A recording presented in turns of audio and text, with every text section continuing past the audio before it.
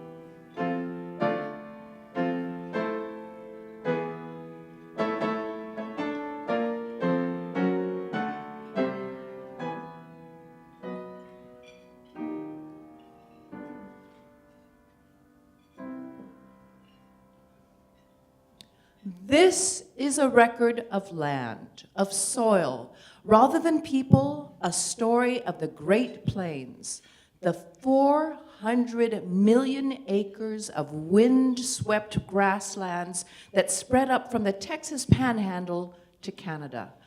A high, treeless continent without rivers, without streams. A country of high wind and sun, and of little rain. By 1880, we had cleared the Indian, and with him the buffalo from the Great Plains, and established the last frontier, 500,000 square miles of natural range. This is what we did with it. This music and these words opened a documentary film which appeared in 1936. A product of FDR's New Deal, which created programs designed to put Americans devastated by the Great Depression back to work. However, in a twist that is incomprehensible to many of us today, work meant much more than a simple building of infrastructure. The WPA, or the Works Progress Administration, included the Federal Art Project, the Federal Writers Project, the Federal Theater Project, and the Federal Music Project. This realization that the arts play an essential role in troubled times produced works that built morale at the same time they celebrated America's accomplishments and history.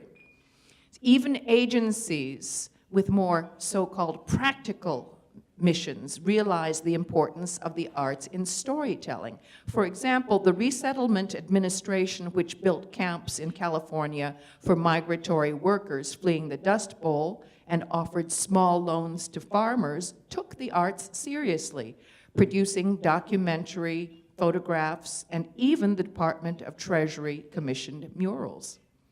The Plow That Broke the Plains was a short documentary written and produced by Pare Lawrence. The soundtrack was composed by Virgil Thompson. This film, financed by the Resettlement Administration, tells the story of the combination of drought and faulty farming practices that created the Dust Bowl in the dirty 30s. The resulting ecological and financial crisis forced the migration of thousands west to California.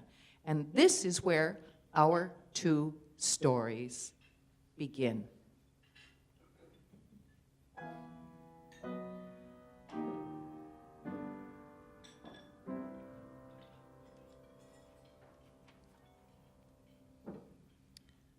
The grasslands, a treeless, windswept continent of grass, stretching from the broad Texan panhandle up through mountain reaches of Montana and to the Canadian border, a country of high winds and sun, high winds and sun, without rivers, without streams, with little rain.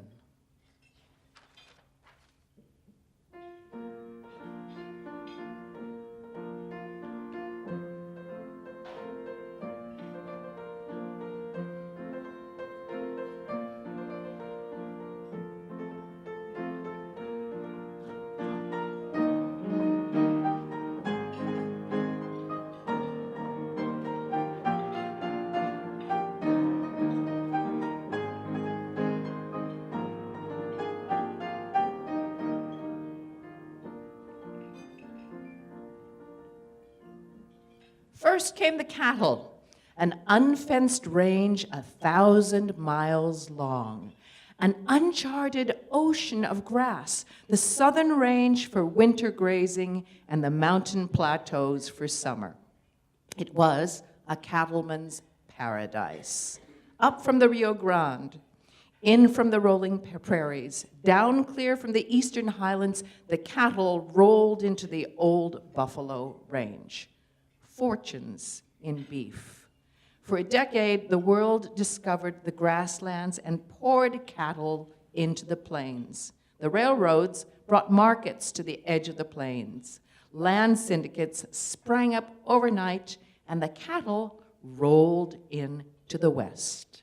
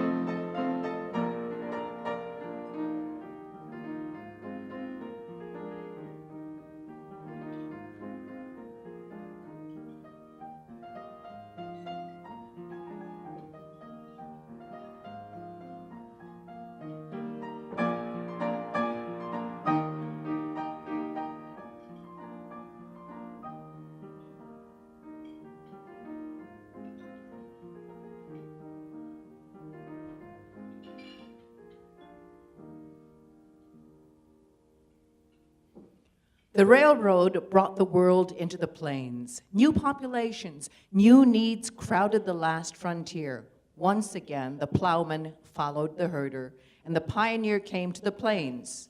Make way for the plowman. The first fence. Progress came to the plain. 200 miles from water. 200 miles from home. But the land is new. High winds and sun, high winds and sun. A country without rivers and with little rain. Settler, plow at your peril. So the story of the Dust Bowl started with covered wagons and trains bringing people to plow the prairies. And California's drought, the story of its drought, also starts with a movement of people. However, instead of settling onto family farms, there has been a cyclical movement of different immigrant groups hired to pick cotton, tomatoes, and citrus. One of the first groups to be hired to work these fields were the Chinese. After the Chinese Exclusion Act of 1882, farmers recruited people from Japan, India, Philippines, as well as from Italy and Portugal. The construction of railroads across the border with Mexico brought in waves of immigrants in the early 1920s.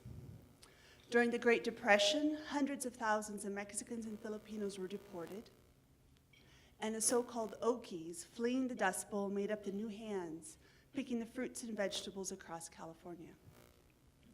As World War II drew the Okies into urban industrial jobs, the Bracero program once again brought Mexicans back into California's fields.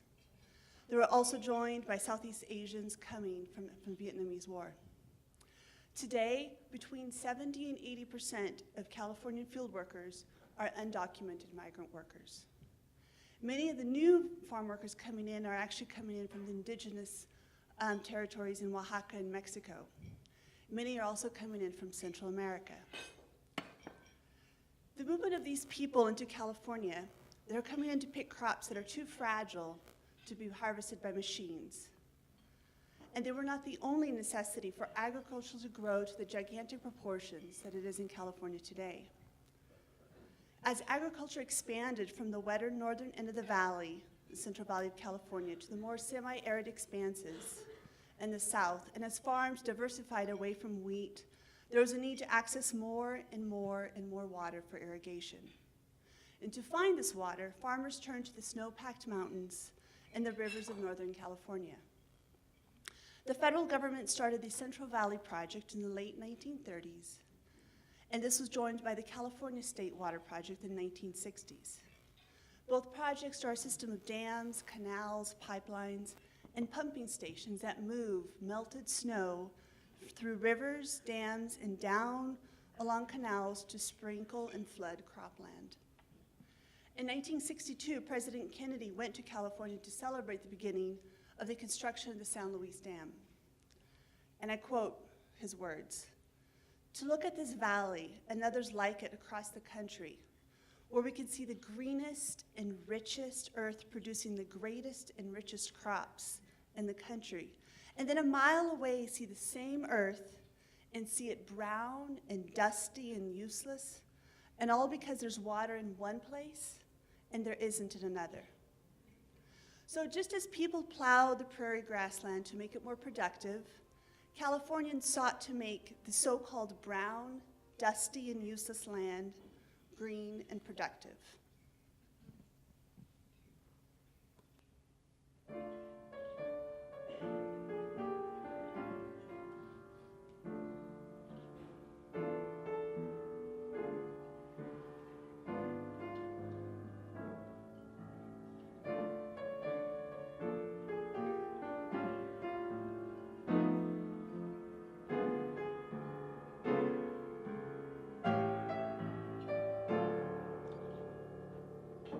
Warning, many were disappointed.